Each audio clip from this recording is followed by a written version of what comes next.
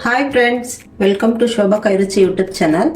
ಇವತ್ತು ನಾನು ಸಬ್ಬಕ್ಕಿನೂ ಕಡಲೆಬೇಳೆ ಹಾಕಿ ಎರಡು ಕಾಂಬಿನೇಷನಲ್ಲಿ ಒಂದು ಪಾಯಸ ಮಾಡ್ತಾ ಇದ್ದೀನಿ. ತುಂಬ ಚೆನ್ನಾಗಿರುತ್ತೆ ಈ ಪಾಯಸ. ನೋಡಿ, 1 ಕಪ್ ಸಬ್ಬಕ್ಕಿ ತಗೊಂಡಿದ್ದೀನಿ, 1 ಕಪ್ ಕಡಲೆಬೇಳೆ ತಗೊಂಡಿದ್ದೀನಿ.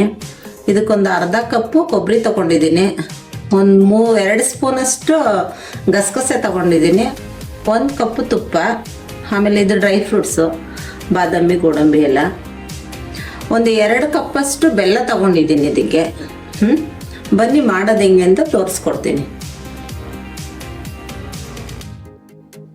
ಬೇಳೆ ಬೇಯಿಸ್ಕೊಬಿಡೋಣ ಫ್ರೆಂಡ್ಸ್. ಫಸ್ಟು ಇದನ್ನ ಬೇಳೆ ಮುಳುಗಷ್ಟು ನೀರು ಹಾಕಿದ್ದೇನೆ, ಬೇಯಕ್ಕೆ ಇಟ್ಬಿಡೋಣ. ಇದು ನೀರು ಹಾಕೊಳ್ಳೋಣ, ಬೇಳೆ ಮುಳುಗಷ್ಟು ಅದು ಬೇಯಲಿ ಚೆನ್ನಾಗೆ. 3 ವಿಸಿಲ್ 4 ವಿಸಿಲ್ ಬೇಯಬೇಕದು. ಗಸಗಸೆನುವೆ ಕೊಬ್ಬರಿ 2 ಸ್ವಲ್ಪ ಫ್ರೈ ಮಾಡ್ಕೊಂಡು ಆಮೇಲೆ ರುಬ್ಕೋಬೇಕು, ಅದಕ್ಕೆ ಫ್ರೈ ಮಾಡ್ತಾ ಇದ್ದೇನೆ. 1 ಕಪ್ಪಷ್ಟು ಕೊಬ್ಬರಿ ಹಾಕೊಂಡಿದ್ದೀನಿ, ಅದನ್ನು ಸ್ವಲ್ಪ ಫ್ರೈ ಮಾಡ್ಕೊತೀನಿ. ಇದು ಫ್ರೈ ಮಾಡ್ಕೊಂಡು ರುಬ್ಕೋಬಹುದು, ರುಬ್ಕೋಬೇಕು. ಹಸಿ ಕೊಬ್ಬರಿನ ಹಾಕ್ತಾರೆ, ಆದ್ರೆ ಒಣಗಿರೋ ಕೊಬ್ಬರಿ ಹಾಕೋದ್ರಿಂದ ಟೇಸ್ಟ್ ಚೆನ್ನಾಗಿರುತ್ತೆ, ಅದಕ್ಕೋಸ್ಕರ ಒಣಗಿರೋ ಕೊಬ್ಬರಿ ಹಾಕೋದು. ಹಾಲೇನು ಹಾಕಲ್ಲ ಇದಕ್ಕೆ, ಒಣಗಿರೋ ಕೊಬ್ಬರಿಲೇ ಚೆನ್ನಾಗಿ ಬರುತ್ತೆ ಇದು. ಈಗ ಇದು ಆಫ್ ಮಾಡ್ಕೋತೀನಿ.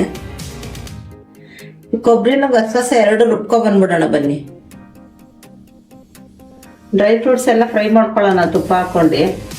ನೋಡಿ, ತುಪ್ಪ ಹಾಕೊಂಡಿದ್ದೀನಿ.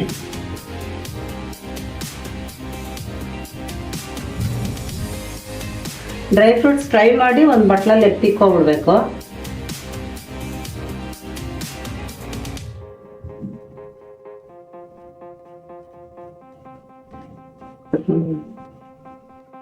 ಡ್ರೈ ಫ್ರೂಟ್ಸ್ ಫ್ರೈ ಮಾಡ್ಕೊಂಡಿದ್ದೆ, ಇವಾಗ ಎತ್ತಿ ಇದ್ರಲ್ಲಿ ಇಟ್ಕೊಬಿಡೋಣ.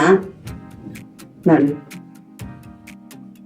ಇಷ್ಟೇ ಫ್ರೈ ಮಾಡಿದ್ರೆ ಸಾಕು, ಜಾಸ್ತಿ ಫ್ರೈ ಮಾಡ್ಕೋಬಾರ್ದು, ಚೆನ್ನಾಗಿರಲ್ಲ. ನೋಡಿ, ಇದೇ ಬಾಣಲೆಯಲ್ಲಿ ತುಪ್ಪಕ್ಕೆ ಬೆಲ್ಲ ಹಾಕಿ ಕರಗಿಸ್ಕೊಬಿಡೋಣ. ಸ್ವಲ್ಪ ನೀರು ಹಾಕ್ಬೇಕು.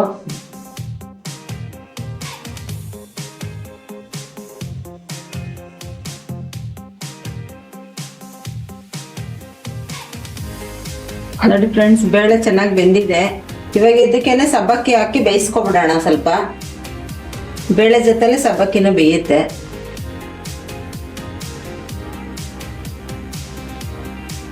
ನೆನೆಸಿರೋದ್ರಿಂದ ಅಷ್ಟೊಂದೇನು ಜಾಸ್ತಿ ಏನು ಬೇಯಕ್ಕೆ ಟೈಮ್ ತಗೊಳಲ್ಲ, ಬೇಗನೆ ಆಗುತ್ತೆ.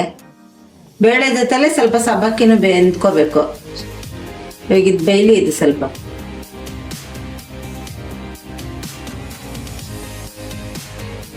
ನೋಡಿ ಫ್ರೆಂಡ್ಸ್, ಸಬ್ಬಕ್ಕಿ ಬೇಳೆ ಎಲ್ಲ ಚೆನ್ನಾಗಿ ಬೆಂದಿದೆ. ಇವಾಗ ಎತ್ತಿ ಬೆಲ್ಲ ಕರಗಿಸಿದ್ದೀವಲ್ಲ ಅದಕ್ಕೆ ಹಾಕೋಬಿಡೋಣ. ಇದು ಆಫ್ ಮಾಡ್ಕೊಳ್ಳೋಣ. ಆ ಹಿಂದೆಗಡೆ ಬಾಣಲೆಯಲ್ಲೂ ಬೆಲ್ಲ ಬೇಯಿಸ್ಕೊಂಡಿದ್ದೀನಿ, ಇದಕ್ಕೆ ಹಾಕೊಂಡ್ಬಿಡೋಣ. ಬೆಲ್ಲ ಇಟ್ಕೊಂಡಿದ್ವಲ್ಲ ಅದ್ರೊಳಗೆ ಇದು ಸಬ್ಬಕ್ಕಿ ಎಲ್ಲ ಹಾಕೊಬಿಡ್ತೀನಿ. ಬೆಲ್ಲ ಎಲ್ಲ ಕರಗಿಸಿ ಸೋದಿಸಿ ಇಟ್ಕೊಂಡಿದ್ದೀನಿ. ಸಬ್ಬಕ್ಕಿನ ಬೇಳೆ ಬೆಂದಿರೋದು ಇದಕ್ಕೆ ಹಾಕೊಂಡಿದ್ದೀನಿ.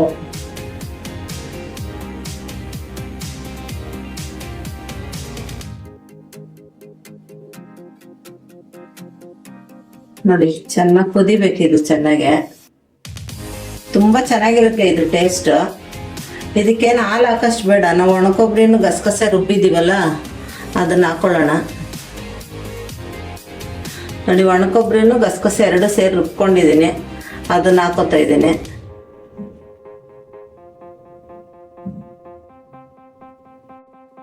ಟೇಸ್ಟ್ ಅಂತೂ ತುಂಬಾ ಚೆನ್ನಾಗಿರುತ್ತೆ ಇದು ಪಾಯಸ.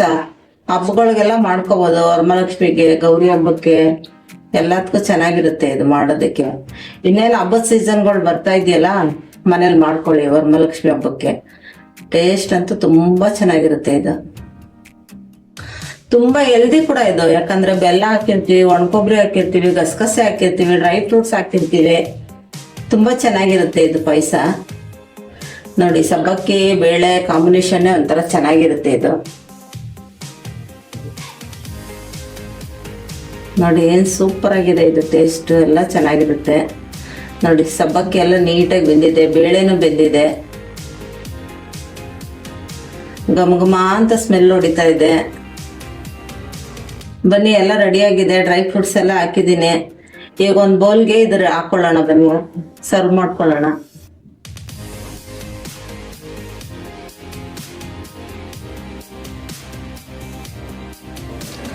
ನೋಡಿ ಫ್ರೆಂಡ್ಸ್, ಕಡಲೆಬೇಳೆ ಸಬ್ಬಕ್ಕಿ ಹಾಕಿ 2 ಕಾಂಬಿನೇಷನಲ್ಲಿ ಮಾಡಿರೋ ಪಾಯಸ ತುಂಬ ಟೇಸ್ಟಾಗಿರುತ್ತೆ. ಇದು ಅವಳ ಗಸಗಸೆ ಪಾಯಸದ ಥರ ಇರಲ್ಲ, ಮತ್ತು ಸಬ್ಬಕ್ಕಿ ಪಾಯಸದ ಥರನೂ ಇರಲ್ಲ. ಇದೊಂಥರ ಡಿಫ್ರೆಂಟ್ ಟೇಸ್ಟ್ ಇರುತ್ತೆ.